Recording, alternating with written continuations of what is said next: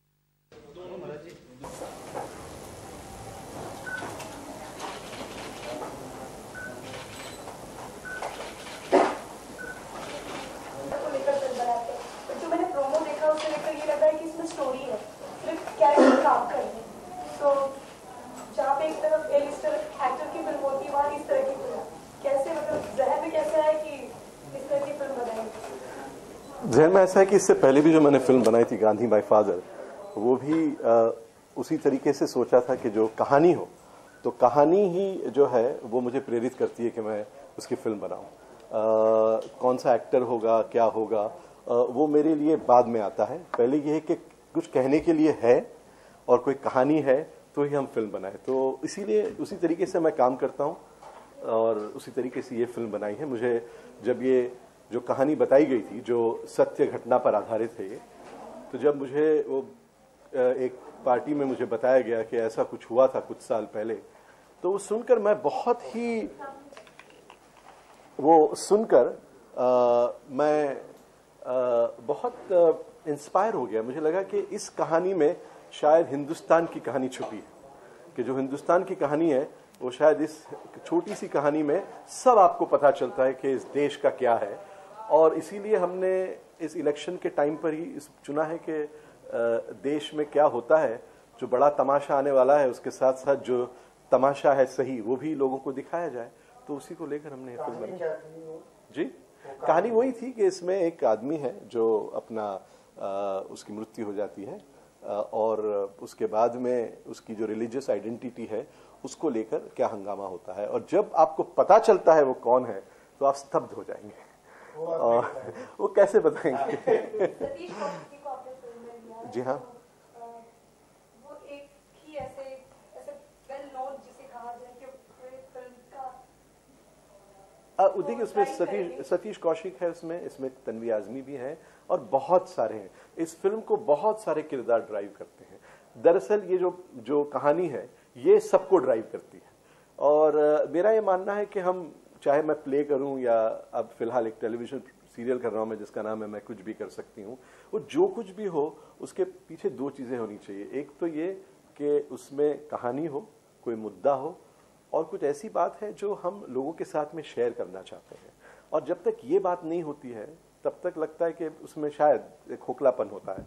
तो उसी बात को लेकर हमने ये जो फिल्म बनाई, इसमें किरदार है, बहुत सारे किरदार हैं, एंड जो मेन थीम है इसका, जो बात को लेकर हम चलते हैं, वो इस फिल्म को जो है आगे ड्राइव करता है। और ये कहानी एक सटायर है, व्यंग के उसमें हमने लिया है, क्योंकि कई बार ऐसा होता है कि सच्चाई तक पहुंचने के लिए अलग अलग जरियों का आपको इस्तेमाल करना पड़ता है। व्यंग जो है हमारे लिटरेचर में तो बहुत आता है, लेकिन कहानियों में व्यंग से ज्यादा बेवकूफियां आती हैं उसमें, तो हमने व्यंग का इस्तेमाल किया है इसमें। और व्यंग से लेकर, और दूसरी बात यह कि हमारा जो समाज है, जो पॉलिटिकल जो स्ट्रक्चर है, वो अपने आप में एक बहुत बड़ा व्यंग है, उस पर व्यंग करने की कोई जरूरत लगती नहीं है। उस सच्चाई को आप सामने लाइए और आपको लगेगा कि इससे ज्यादा मजाकिया और जो हमने कहा है इसमें इम्पॉसिबल इंडिया जिसे हम कहते हैं, तो इनक्रेडिबल इंडिया एक जगह पर है, बट इम्पॉसिबल इंडिया वो बहुत ही पावरफुल है।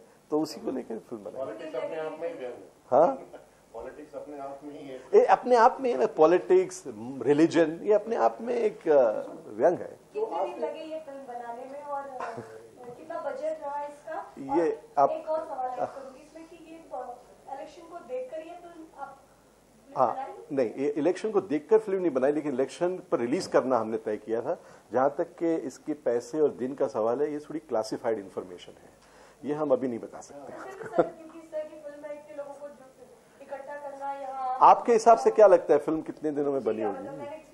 आप बताइए, आप इतनी सारी फिल्में देखती है, कितना दिन लगा होगा? ये बहुत इंटरेस्टिंग पॉइंट आपने, हाँ, लेकिन इस पर मैं अभी नहीं बात करता।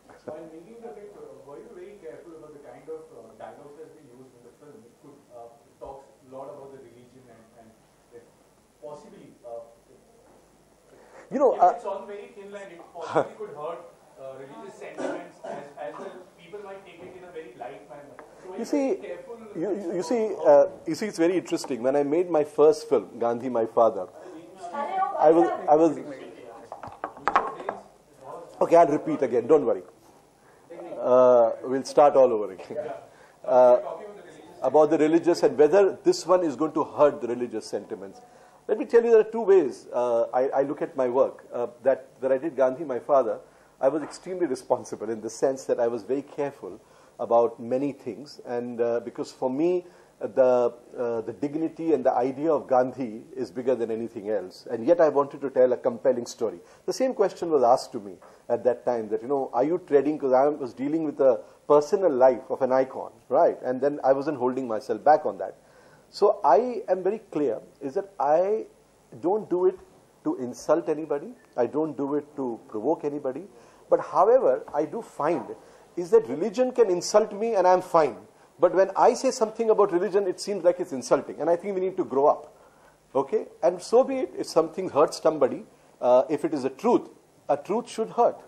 And I'm fine with that. As long as I'm not speaking a lie, as long as I'm not deliberately trying to denigrate, but if your religious ideas or some of the extremist ideas of religion are hurtful, it's hurtful to me, so I would like to give back something. And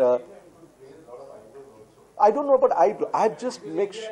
In India, religion is a big thing. I mean, people are very sensitive. No, they are very sensitive to religion. I think this one sensitizes to you about religion in the real sense. But religion is one aspect of this film. I mean, basically, it's just the bizarre nature of our society that one little incident could turn into such a huge thing. I mean, that's the point of this film. It's just religion is, of course, one part of it. But however, it's a social, political kind of, bizarre nature of our society is what's been explored in this film. Yeah.